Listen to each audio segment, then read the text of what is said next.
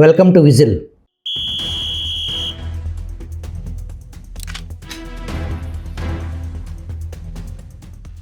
దేవుడి సన్నిధిలో జరిగిన దొంగతనాన్ని కప్పిపుచ్చటానికి, ఏ స్థాయిలో దొంగను కాపాడటానికి జరిగిన ప్రయత్నాలు తెలిస్తే మతిపోతుంది.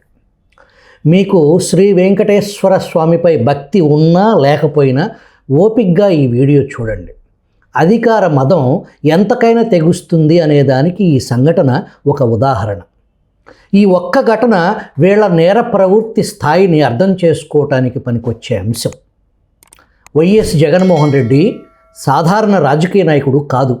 ఒక అసాధారణ క్రిమినల్ మనస్తత్వంతో పాటు ఆంధ్రజ్యోతి ఆర్కే చెప్పినట్టు నార్సిస్టిక్ జగన్ అన్న దాంట్లో సందేహం లేదు. అతి చిన్న వయసులోనే నేర ప్రవృత్తిని ఇంటి నుంచి వంట పట్టించుకున్న వ్యక్తి, తండ్రి అధికారాన్ని అడ్డుపెట్టుకుని నాడు 1000 కోట్లు మింగిన జగన్ రెడ్డి తండ్రి ఆకస్మిక మరణంతో ముఖ్యమంత్రి కావాలని తండ్రి శవం ఇంటికి రాకముందే సంతకాల సేకరణ ప్రారంభించిన ఘనుడు జగన్మోహన్ రెడ్డి. అప్పటికి ఎంపీగా జగన్ రాజకీయ అనుభవం కేవలం 3 నెలలు మాత్రమే. ప్రజలకు సేవ చేయటానికి జగన్మోహన్ రెడ్డి ముఖ్యమంత్రి పీఠం కోరుకున్నాడు.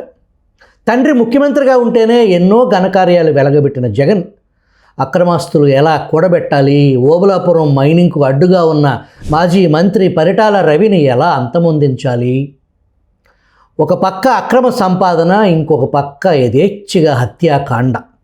తండ్రి ముఖ్యమంత్రిగా ఉంటేనే ఇన్ని పనులు చేయగలిగాను, తానే స్వయంగా ముఖ్యమంత్రి కుర్చీలో కూర్చుంటే అడ్డు అదుపు ఉండదని భావించారు. కానీ కాంగ్రెస్ అధిష్టానం రోసయ్యను ముఖ్యమంత్రి చేయటం, జగన్లో ఉన్న అపరిచితుడు బయటకు వచ్చేశాడు. ఫోన్లో రోసయ్యను బండ బూతులు తిట్టేవాడంట, అనేక రకాలుగా ఇబ్బందులకు గురి చేసేవాడంట. నేను రోసయ్యను ముఖ్యమంత్రిగా గుర్తించను అనేది నాటి జగన్ పైశాసిక మనస్తత్వానికి నిదర్శనం. ఒక దశలో రోసయ్య సోనియా గాంధీతో నాకు ఈ ముఖ్యమంత్రి పదవి వద్దు అని మొరపెట్టుకోవాల్సి వచ్చింది. ముఖ్యమంత్రిగా ఏడాదికి రాజీనామా చేసిన రోసయ్య ఒక పాత్రికేయ మిత్రుడితో నా జీవితంలో ఎంత హాయిగా ఎప్పుడూ లేను అని అన్నారంటే జగన్ టార్చర్ ఏ రకంగా ఉండేదో మీరే ఊహించుకోండి. ఇక అసలు విషయానికి వద్దాం. పరకామణి కేసులో ఫిర్యాదుదారుడు సిఐ సతీష్ కుమార్ ఆకస్మిక మరణంపై పెద్ద ఎత్తున విచారణ కొనసాగుతుంది. పోలీసు పరిభాషలో హరిన్ పాండ్యా లాంటి హత్యను కటౌట్ మర్డర్గా వ్యవహరిస్తారు. హత్యకు గురైన వారికి, హత్యకు పురమాయించిన వారికి మధ్య సంబంధాన్ని రుజువు చేయటం కష్టమైన సందర్భంలో పోలీసులు ఈ పదబంధాన్ని వాడతారు. ఏ అనే వ్యక్తి జడ్ అనే వ్యక్తిని హత్య చేయాలనుకుంటాడు. ఆ పనిని బికి పురమాయిస్తాడు. బి ఆ పనిని సికి చెప్తాడు. ఇక్కడ సికి ఏ గురించి తెలియదు. ఈ చైన్ ఇలాగే కొనసాగి వై దాకా వెళ్తుంది. జడ్ను వై చంపేస్తాడు. విచారణలో బయటకు రాకుండా ఈ చైన్లో ఎవరో ఒకరిని తొలగిస్తాడు. ఇక ఈ కేసు ఎప్పటికీ తేలదు. కానీ పాళ్ళిగేళ్ల కటౌట్ మర్డర్లో నిందితులను, సాక్షులను మొత్తాన్ని అంతమొందించే కొత్త రకం పద్ధతుల్ని పరిటాల రవి హత్య కేసులో మొద్దు సీన్ నుంచి మద్దుల చెరువు సూరి వరకు అందరూ హత్యకు గురయ్యారు. వైఎస్ వివేక హత్య విచారణ సందర్భంగా వరుస మరణాలు మీరు చూస్తున్నారు. ఆఖరికి వివేక కేసు విచారించిన సిబిఐ ఎస్పీని అరెస్టు చేయాలని చూసిన పాలిగాడి రాజ్యం మనం చూశాం. ఇప్పుడు పరిస్థితి పరమ పవిత్ర తిరుమల తిరుపతి దేవస్థానాన్ని కూడా తాకింది. నేరాలను ఒక పద్ధతి ప్రకారం వ్యవస్థీకృతం చేయటం, అడ్డొచ్చిన వారిని అడ్డు తొలగించటం, ఈ వికృత మనస్తత్వానికి అధికారం తోడైతే ఏం జరుగుతుందో అదే జరిగింది. అధికారం కోల్పోయినా వారు కోరుకున్నదే జరగాలి అనేది పాలిగాళ్ల నేరమయ్య విజన్లో భాగం. తిరుమలలో పెద్ద జీయర్ మఠం గుమస్తా రవికుమార్ను టీటీడీ పరకామణి బాధ్యతల్లో భాగస్వామ్యం చేసింది ఎవరు? తిరుమలలో స్వామివారి సేవలు, ఉత్సవాలు, ఆగమన శాస్త్రం ప్రకారం కొనసాగింపు పరంపరలో జియ్యర్ మఠం ప్రముఖ పాత్ర పోషిస్తుంది. స్వామివారి హుండీ ఆదాయం లెక్కింపు పరకామణి ప్రక్రియలో పెద్ద జియ్యర్ మఠం గుమస్తాకు ఏంటి సంబంధం? 25 సంవత్సరాల క్రితం పెదజీయర్ మఠం నుంచి టీటీడీ ఉద్యోగిగా రవికుమార్ను ఎలా వచ్చాడు అనేది తేలాల్సి ఉంది. 2023 ఏప్రిల్ 29న వెలుగులోకి వచ్చిన సీసీటీవీ ఫుటేజ్ ఆధారంగా పరకామణి దొంగతనంలో సూపర్వైజర్ రవికుమార్ను నిందితుడిగా గుర్తించడం జరిగింది. దీనిపై విజిలెన్స్ సెక్యూరిటీ అధికారి సతీష్ కుమార్ తిరుమల 1 టౌన్ పోలీస్ స్టేషన్లో ఫిర్యాదు చేశారు. నిందితుడు రవికుమార్పై 379, 381 సింపుల్ థెఫ్ట్ సెక్షన్లతో దొంగను కాపాడటం జరిగింది. అంటే కేసు నమోదు చేసే సమయం నుంచే నిందితుడి తరపున పెద్ద తలకాయలు పనిచేశాయని అర్థమవుతుంది. వాస్తవానికి ప్రభుత్వ ఉద్యోగి అయినప్పటికీ నమ్మక ద్రోహం, దొంగతనంపై 409 ఐపీసీ సెక్షన్ కింద కేసు నమోదు చేసి నిందితుడిని అరెస్ట్ చేసి రిమాండ్కు తరలించాలి. 379, 381 కేవలం బెయిలబుల్ సెక్షన్ 41A నోటీసులు ఇచ్చేసి దొరికిన దొంగను వదిలేశారు. ఒక వ్యవస్థలో పనిచేస్తూ విశ్వాసఘాతుకానికి పాల్పడిన వ్యక్తి అందున దొంగతనం ఖచ్చితంగా 409 ఐపీసీ పెట్టి తీరాలి. హైకోర్టు ధర్మాసనం 409 సెక్షన్ ఎందుకు పెట్టలేదు అని ప్రశ్నించింది. ఆ రోజు 409 సెక్షన్ పెట్టి ఉంటే నిందితుడు అరెస్ట్ అయ్యేవాడు.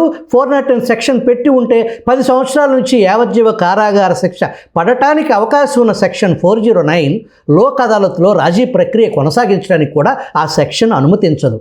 అంటే ఉద్దేశపూర్వకంగా నాడు దొంగను కాపాడే ప్రక్రియ ఆదిలోనే జరిగింది అనేది సుస్పష్టం. అరెస్టు లేకుండా, ఏసీబీ ఊసే లేకుండా, సిఐడి ప్రస్తావన లేకుండా కేవలం 41A నోటీసుతో వ్యవస్థల విధ్వంసానికి నాటి పాలిగాడి రాజ్యం పనిచేసింది. ఇదే 409 ఐపీసీ సెక్షన్ నాడు కోడెల శివప్రసాద్పై బనాయించి ఆయన మరణానికి కారణమైన సెక్షన్ ఇదే కావటం విశేషం. ప్రభుత్వానికి చెందిన ఫర్నిచర్ కుమారుడు ఆఫీసులో ఉండటం, అప్పటికే ఆ ఫర్నిచర్ తిరిగి అప్పచెప్పటానికి కోడెల ప్రభుత్వానికి లేఖ రాసినప్పటికీ 409 సెక్షన్ పెట్టి వేధించిన ఆటవిక రాజ్యానికి అది ఒక ఉదాహరణ. దేవుడు సొమ్ము కొట్టేసినోడికి వీఐపీ మర్యాదలు, అధికారం అండగా ఉండటం విశేషం. ఏప్రిల్ 29 రాత్రి 11 గంటలకు కేసు నమోదు చేసి ఆ మరుసటి రోజు అంటే 30వ తేదీన దొంగిలించిన డాలర్ల సొత్తును స్వతంత్ర సాక్షులు, మధ్యవర్తుల నివేదికతో పని లేకుండా ప్రక్రియ మమ అనిపించి చేతులు దులుపుకున్నారు. అదే రోజు 4 సాక్షులను విచారించి సిఆర్పిసి సెక్షన్ 161 కింద వాంగ్మూలాలు నమోదు చేశారు. సరిగ్గా 2 వారాలకు 18/5/2023న దొంగతనం నిందితుడు రవికుమార్ అతని భార్య రమ్య పేరు మీద 14.5 కోట్లు మార్కెట్ విలువ 40 కోట్లు చేసే ఆస్తులను టీటీడీకి విరాళంగా కేవలం ప్రకటన కాదు అసాధారణ ప్రక్రియకు తెరలేపారు. దేవుడికి మీ ఆస్తులు దానం చేయాలంటే పెద్ద ప్రొసీజరే ఉంది. విరాళం ఇచ్చేది ప్రభుత్వ ఉద్యోగం కాబట్టి ఏసీబీ నుంచి clearance, paper notification, legal opinion. ఒక ఆస్తిని కొనుగోలు చేసేటప్పుడు ఎటువంటి జాగ్రత్తలు పాటించాలో ఆస్తుల విరాళం విషయంలో కూడా టీటీడీకి స్పష్టమైన మార్గదర్శకాలు ఉన్నాయి. బహుమతులు స్వీకరించే ముందు 30 రోజుల్లో అభ్యంతరాలు కోరుతూ నోటిఫికేషన్ ఇవ్వాలి. సమయం తక్కువగా ఉంది అని పేర్కొంటూ ఈ విధానాన్ని పాటించలేదు. ఈవో, జేఈఓ ఇతర అధికారులతో కలిసి పేపర్ పబ్లికేషన్ చేయకుండా డిజిటల్ పద్ధతిలో ముందుకు నడిపారు. పరకామణి నిందితుల విషయంలో ప్రొసీజర్ మొత్తం పక్కన పెట్టి ఆఖరికి ఆస్తులు దానం చేస్తానని ముందుకొచ్చినోడి పరకామణి కేసులో నిందితుడన్న విషయాన్ని దాచి అత్యవసరం పేరుతో బోర్డు సభ్యుల సంతకాలు లేకుండా, ఈఓ ప్రస్తావన లేకుండా గిఫ్ట్ డీడ్ యాక్సెప్ట్ చేస్తూ సంతకం పెట్టిన నికృష్టుడెవరు? The great YS Jaganmohan Reddy చిన్నమ్మ భర్త వైవి సుబ్బారెడ్డి ఈ మహాదారుణానికి తెగబడ్డాడు. 19/6/2023న టీటీడీ పాలక మండలి సమావేశం జరిగింది. ఆ రోజే సుబ్బారెడ్డి ఈ దారుణానికి ఒడిగట్టాడు. కనీసం ఆ రోజు కూడా బోర్డు సభ్యుల దృష్టికి ఈ విషయాన్ని తీసుకురాలేదు. ఆ రోజు బోర్డు తీసుకున్న అన్ని నిర్ణయాలను టీటీడీ వెబ్సైట్లో అప్లోడ్ చేశారు. ఆ ఒక్కటి తప్ప. ఒక తప్పుడు పని చేసిన వాడిని కాపాడటం కోసం ఏ స్థాయి నుంచి ఏ స్థాయి వరకు ఎన్ని రకాల తప్పుడు పనులు చేయాలో అన్నీ చేసి చూపించిన టీటీడీ చైర్మన్ సుబ్బారెడ్డి బరితెగింపుకు ఈ ఉదంతం ఒక ఉదాహరణ. దొంగతనం జరిగిన సరిగ్గా 4 రోజులకు 30/5/2023న ఎటువంటి అదనపు విచారణ లేకుండా ఛార్జ్షీట్పై సంతకం పెట్టేశారు. విచారణాధికారి సంతకం తడి ఆరకముందే ఆ మరుసటి రోజే 31/5/2023న Tirupati 2nd additional judicial first class magistrate కోర్టుకు సమర్పించడం జరిగింది. అదే రోజు కోర్టు సూపరింటెండెంట్ నోట్ ఫైల్ సిద్ధం చేశారు. షార్ట్ దాఖలు చేసిన ఆ గంటలోనే ఐపీసీ సెక్షన్ 379, 381 నేరాలకు సంబంధించి కోర్టు విచారణకు స్వీకరిస్తున్నట్లు సూపరింటెండెంట్ ఆర్డర్ సిద్ధం చేయటం న్యాయ ప్రక్రియలో పాలిగాళ్ల పెత్తనం ఏ స్థాయిలో ఉందో అర్థం చేసుకోవచ్చు. కోర్టు కాగ్నిజెన్స్ విచారణకు తీసుకోవాలంటే క్షుణ్ణంగా పరిశీలించి సరైన సెక్షన్లో పెట్టారా లేదా, ఉద్దేశపూర్వకంగా తప్పించిన ఆ 409 ఎందుకు పరిగణలోకి తీసుకోలేదు అన్నీ విచారించి ఆ పిదప ఆర్డర్ రెడీ అవుతుంది. ఈ కేసులో ఈరోజు సమన్లు జారీ చేస్తే ఎప్పుడు అందుకున్నారో ఆ మరుసటి రోజు కోర్టులో ఎలా ప్రత్యక్షమయ్యారనేది $1 ట్రిలియన్ ప్రశ్న. ఈ ప్రక్రియలో ఇరుపక్షాల అడ్వకేట్స్, అసిస్టెంట్ పబ్లిక్ ప్రాసిక్యూటర్ పాత్ర విస్మయం కలిగిస్తుంది. 30న విచారణాధికారి షార్ట్షీట్ మీద సంతకం పెట్టడం, 31న కోర్టుకు సమర్పించటం, అదే రోజున కోర్టు విచారణకు స్వీకరించటం, ఆ మరుసటి రోజు జూన్ 1వ తేదీన పరకామణి దొంగతనం నిందితుడు రవికుమార్, డిఫాక్టో కంప్లైనెంట్ అంటే ఈ కేసులో ఫిర్యాదు చేసిన విజిలెన్స్ అధికారి సతీష్ కుమార్ ఇద్దరు కోర్టులో హాజరయ్యారు. కేసును స్వచ్ఛందంగా ఇద్దరం రాజీ చేసుకుంటున్నాం అంటూ కోర్టులో జాయింట్ మెమో దాఖలు చేశారు. దొంగతనంపై ఫిర్యాదు చేసిన సతీష్ కుమార్ ఆ సొత్తుకు అసలు యజమాని కాదు. ఆ సొత్తు ఎవరిది? దేవుడిది. దేవుడు సొమ్ము దొంగతనం చేస్తే కాపలాదారుడు దొంగతో రాజీ చేసుకోవటం మీకు విడ్డూరంగా అనిపిస్తుందా లేదా? ఈ రాజీ ప్రక్రియలో నిందితుడు డిఫాక్టో కంప్లైనెంట్ సిఆర్పిసి సెక్షన్ 322 ప్రకారం కోర్టు అనుమతి కోరుతూ ఐపీసీ 379, 381 కింద నేరాలను రాజీ చేసుకునేదానికి ఎటువంటి పిటిషన్ దాఖలు చేయకుండానే వీరి కార్యం నెరవేరిపోయింది. మరి ఇది కుదరదు అని అడ్డు చెప్పాల్సిన అసిస్టెంట్ పబ్లిక్ ప్రాసిక్యూటర్ అడ్డు చెప్పారా? లేదు. కానీ Tirupati 2nd additional judicial first class magistrate రాజీ ప్రక్రియను రికార్డ్ చేసేశారు. ఆ తదుపరి ప్రక్రియ లోక్ అదాలత్లో కేసు కొట్టివేయించుకోవటం మిగిలింది. నేరం జరగటానికి సరిగ్గా 5 రోజుల ముందు పరకామణి విభాగంలో సెక్యూరిటీ అధికారిగా పనిచేసిన సతీష్ కుమార్ ఆ దొంగతనానికి ముగింపు పలికే లోక్ అదాలత్ ప్రక్రియ దశ చేరుకున్నాక టీటీడీ విజిలెన్స్ నుంచి సతీష్ కుమార్ను తన మాతృ సంస్థ అయిన ఏఆర్ జోన్కు తిరిగి పంపించేశారు. టీటీడీ ఈఓగా వెలగబెడుతున్న ప్రబుద్ధుడు, అధర్మానికి కాపలాగా ఉన్న ధర్మారెడ్డి కోర్టు వద్ద జప్తు చేయబడిన డాలర్లను తిరిగి పొందేందుకు తన తరపున కోర్టులో హాజరై రికవరీ ప్రక్రియ ఆథరైజ్డ్ పర్సన్గా తన కింద పనిచేసే ఉద్యోగి బి రమేష్ కుమార్ను నియమించిన ధర్మారెడ్డి ఫిర్యాదుదారుడు, పరకామణి నిందితుడు రాజీ ప్రక్రియ ఏమీ తెలవనట్లు కళ్ళు మూసుకున్న ధర్మారెడ్డిని విచారించాలా వద్దా? దైవ సన్నిధిలో ఈ మొత్తం కథ నడిచింది. ముగింపు పలికింది నాటి పాలిగాడి రాజ్యం. జగన్ వీరభోజ్యం కథ ముగిసింది. కూటమి ప్రభుత్వం కొలువుదీరింది. TTD board member Bhanuprakash Reddy 22/7/2024 పరకామణి దొంగతనం గురించి టీటీడీ విజిలెన్స్ అధికారి గిరిధర్రావుకు ఫిర్యాదు చేశారు. ఫిర్యాదు అందిన 3 రోజులకు గిరిధర్రావు పరకామణి దొంగతనం కేసులో రాజీ జరగటానికి కారణం తీవ్రమైన పోలీస్ ప్రెజర్ కారణంగా కేసు ముగింపు దశకు చేరుకుందని జవాబిచ్చారు. మరి భానుప్రకాష్ నాటి నుంచి 2 వారాల క్రితం వరకు ఎందుకు చడీ చప్పుడు లేకుండా గమ్మునుండాల్సి వచ్చింది అనేది $1 మిలియన్ ప్రశ్న. 2025 జనవరి 8న తిరుపతికి చెందిన జర్నలిస్ట్ ఎం శ్రీనివాసులు హైకోర్టులో రిట్ పిటిషన్ దాఖలు చేశారు. ఈ మొత్తం ప్రక్రియను హైకోర్టు దృష్టికి తీసుకొచ్చారు. హైకోర్టు తీవ్రంగా స్పందించింది.